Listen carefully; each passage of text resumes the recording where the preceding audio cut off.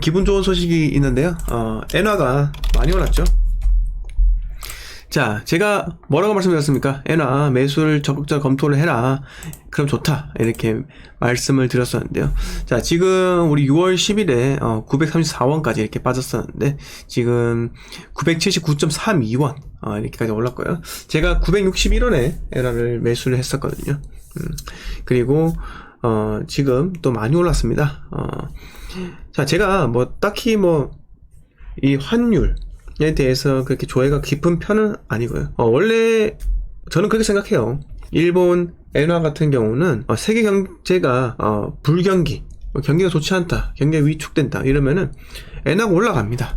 실질적으로 이때 보시면은 2010년도 뭐 이때는 엔화가 엄청나게 고공행진이었죠. 그때는 진짜 리먼 쇼크 때 전 세계적으로 글로벌 경기 침체 아니겠습니까? 그때는 진짜 엔화가 많이 치솟았습니다. 네. 그리고 나서 쭉 빠지면서 2015년도 이때 엔화가도 최저 885원 이렇게 되었었고요. 그 다음 다시 현재 최근에 938원. 그래서 저는 매수했어요. 매수해서 한 1년 정도 보유를 하려고 매수를 했고요. 다른 이유는 있는 거 아니에요. 어차피 엔화야 다시 박스권이기 때문에 전체로 보면 박스권 아니겠습니까? 그러면 또 왔다 갔다 한다. 그래서 지금 좀 이제 좀 이득인 구간이 도래하지 않았나 이렇게 생각이 또 들기도 하네요. 자, 네, 호박님 반갑고요. 네, 금종이님 반갑습니다. 우측 깜빡이님 반갑습니다. 피에타님. 선생님, 내년 실강 어느 지역에서 하실 예정인가요? 오프라인 강의 말씀하신 거죠? 내년에 제가 기회 되면은 내년에 하고 싶습니다. 네, 어디 하느냐 그건 아직 정하지는 못했어요. 네, 성현님 반갑습니다. 네, 하게 되면 꼭 말씀을 드리겠습니다. 자, 첫 번째 뉴스를 하나 하고 가겠습니다. 자, 이게 웬 호재냐? 요즘 젊은 부부 몰리는 세컨드 하우스 성지라고 이렇게 이야기를 하는데요. 자, 무슨 일인가 보니까는 시골집 양도세, 종부세 계산서 빠진다. 지방 전원주택 투자 가이드 이렇게 하면서 시골에 있는 농어촌 주택 같은 경우 공시가 3억 원까지 주택수 제외 특례를 이렇게 확대를 한다. 이렇게 발표가 됐습니다. 그래서 공시가 3억 원 이하의 시골집은 종부세든 양도세든 여기서 주택수에서 포함되질 않고 뺀다. 이렇게 이야기를 하는데요. 제가 말씀드릴게요. 네. 자, 표준이 아닌 전원주택은 절대로 사면 안 돼요. 물론 내가 돈이 많아서 이제 은퇴를 해서야 뭐 경기도 양평이든 뭐 저쪽에 경상도 뭐 전라도 충청도 강원도 그런데 들어가서 사는 것은 아무 상관없어요. 그런데 자산을 증식을 시켜야 되는 30대 40대 분들이 전원주택을 투자 용도로 산다? 이건 아닙니다. 자, 왜 아닐까요? 전원주택을 장려하는 곳은요, 전원주택 택지 부지가 계속해서 공급이 되는 거예요. 전답, 임야를 그 지자체에서도 인구를 유입시키기 위해서 어쩔 수 없이 개발을 장려할 수밖에 없다는 겁니다. 그러면 공급이 계속 늘어나요. 부동산의 상승한 이유가 뭡니까? 희소성 아니겠습니까? 희소성. 그 희소성의 가치가 작다면은 오르지 않아요.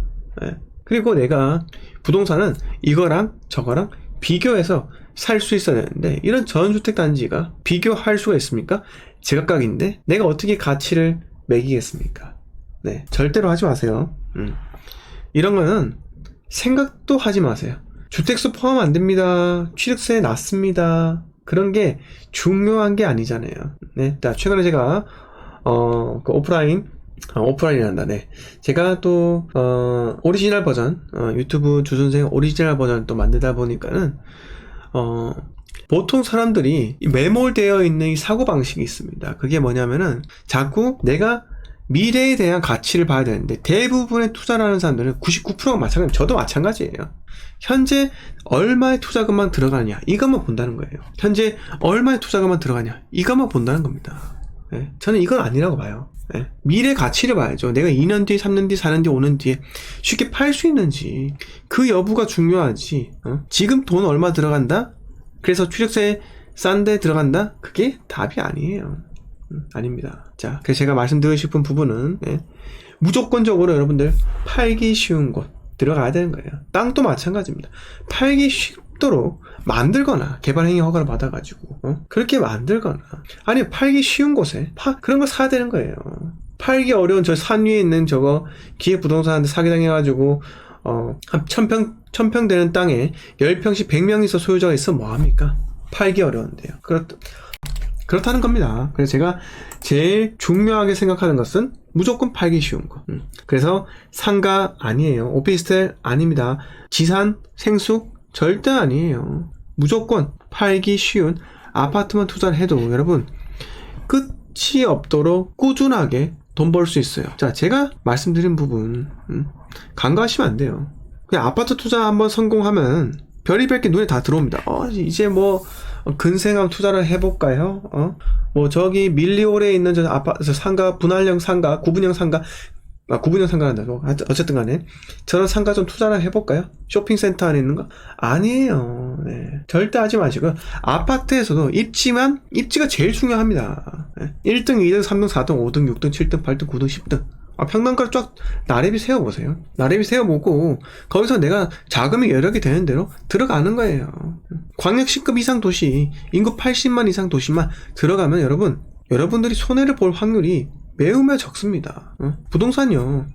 제가 매수를 하지 말라고 한 시점이 언제입니까? 2022년 초부터 사지 말라고 말씀드렸잖아요. 왜? 2021년 연말부터 대출 규제가 심화되면서 시중에 매수 심리가 완전 꺾였어요. 매수 심리가 꺾였다는 것은 돌아올 수 없는 다리를 건넌 거나 마찬가지입니다. 자, 잠깐 하락했다가 폭등하겠지. 그거는 광역시나 지방 소도시에 국한된 겁니다. 네? 근데 서울처럼 수도권처럼 장기간 오른데 보세요. 자, 제가 이거 말씀드릴게요. 자, 경기도 수지에 뭐 신봉마 LG빌리지 이렇게 있잖아요. 50평대입니다. 자, 보세요. 2007년에 7억 8천에까지 올랐어요. 네, 7억 8천가 올랐죠. 리먼 쇼크 맞았습니다. 어떻게 됐어요? 하락이 12년 8개월 동안 하락이에요. 여러분, 이걸 기억을 하셔야 된다니까요. 2002년 월드컵 IMF, 98년 IMF가 지나서 1년 반이 지나니까 집값이 오르기 시작했어요. 월드컵 붐이 일어났거든요. 여러분, 뉴스에서 그 부동산 가격, 부동산 이런 거 검색을 해보세요. 오래된 순서대로 해가지고 IMF 때 뉴스들 보세요.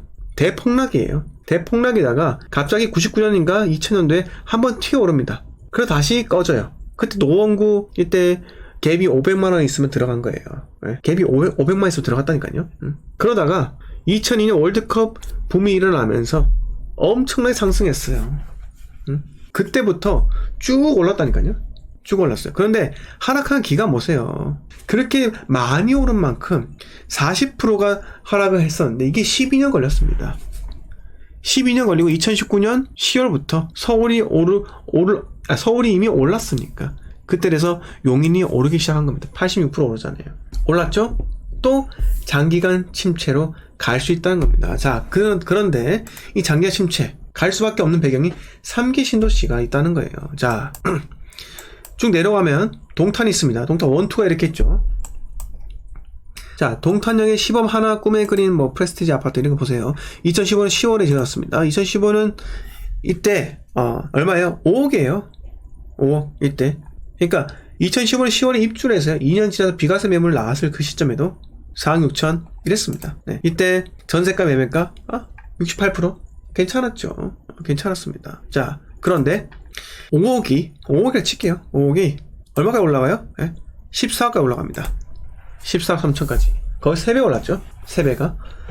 자, 3배가 올랐으면요. 그만큼 하락의 폭도 깁니다. 정말 길어요. 왜? 자, 12억부터 올린 주체들 있죠? 이 올린 주체들은요, 비싸게 샀어요. 그리고 거래 건수가 적습니다. 적은 거래량은 올랐다. 대부분 사람들이 이 가격대 산 게 아니라 대부분의 산 사람들은요, 이때 2019년도에 7억대 8억대 엄청나게 매수했던 거죠. 9억 이하에서 많이 매수했던 겁니다. 그러면 가격이 방어가 되기 쉽지 않아요. 이분들은요, 9억 이하에 사던 사람들은요, 명목만 있으면은 나 그냥 10억에 던져 나갑니다. 네. 그런 거예요. 네. 그래서 제가 말씀드린 부분, 상승이 크면은 하락도 길다는 겁니다. 네. 자, 그래서 조심하세요. 수도권 특히 3기 신도시가 이제 27년도부터 이제 가닥이 보입니다. 입주를 하는 곳도 있을 거고요. 그렇기 때문에 장기간 침체가 올 수 있는 거예요. 그래서 제가 서울 수도권은 28년도, 27년도 그 이후만 그때 가서 가격대 보고 투자하면 되는 거예요. 그 전까지 어디 다른 지역의 지방 광역시를 한 바퀴 돌고 나서요. 그 다음에 프리미어리그 가면 되지 않겠습니까? 네. 자, 인사 한번 하고 가겠습니다. 네, 피해타님께서 어디서 하시던 연차 내고 달려가야죠. 아이고, 감사드립니다. 네. 네, SW리님, 혹시 지하철 들어오는 곳은 주택은 어떨까요? 양산 사성 쪽 땅이 있는데 집 지을까 고민 중이거든요. 자, 뭐 지하철 들어오는 택지는 뭐 괜찮죠. 괜찮습니다. 근데 거기 뭐 집을 짓거나 뭐 상가를 짓거나 그거는 뭐 고민을 한번 해볼 필요는 있는데요. 일단은 지금은 건축비가 너무 많이 들어서 좀 기다려보세요. 지금 집을 짓는 것도 아닌 것 같아요. 네. 옥동자왕님 반갑습니다. YKYO님 반갑고요. 부동산 투자님 반갑습니다. 네, 미조님, 와, 우리 동네다. 네, 미조님 동네 이야기 드렸었고요. 네, 한진호님, 12년이라니, 이야, 엄청 길죠. 네, 윤배님, 네, 오랜만입니다. 네, 겨울수님 반갑고요. 네, 겨울수님께서 지방 투자하려다 이 방송 보고 안 했는데, 천만다행. 네, 어디 투자하려고 생각을 하셨나요? 네, 겨울수님. 네, 제닌 리즈님 반갑습니다. 자, 아무튼 이렇게 한번 말씀을 들어보았고요. 자, 그래서, 제가 또 말씀드린 지역이 어디입니까? 평택 사지 말라고 말씀드렸잖아요. 네. 평택 왜 사지 말라고 했죠? 네. 자, 경기도에 수많은 도시들이 많아요. 네. 경기도에 수많은 도시가 많습니다. 근데 평택은요, 경기 최남단이에요. 최남단. 네. 자, 평택에서 서울까지 거리가 가깝습니까? 아니면은 평택에서 천안까지 거리가 가깝습니까? 당연히 평택은 천안이나 거리가 가까워요. 자, 평택은 하락계에서는요, 충청도예요. 네, 충청도. 자, 그러면은 이 평택에서 SRT건 KTX 타면은 서울과 금방입니다. 자, 실제로 한번 볼까요? 자, 평택역에서 서울까지 시간을 조회하면요, 52분 걸립니다. 1시간밖에 안 걸리는데요. 1시간밖에 안 걸려요. 이렇게 생각하실 수 있겠죠. 동탄이네요. 네. 죄송합니다. 동탄에 SRT. 네? SRT 없나? 죄송합니다. 수서역 가야죠. 수서. 자, 동탄에서 SRT 타고 수서역까지 17분이에요. 네. 얼마 안 걸리죠? 얼마 안 걸립니다. 그런데 생각해보세요. 자, 직장이 삼성역에 있는 거예요. 삼성역. 그럼 어떻게 가야 돼요? 네? 서울 지하철 노선.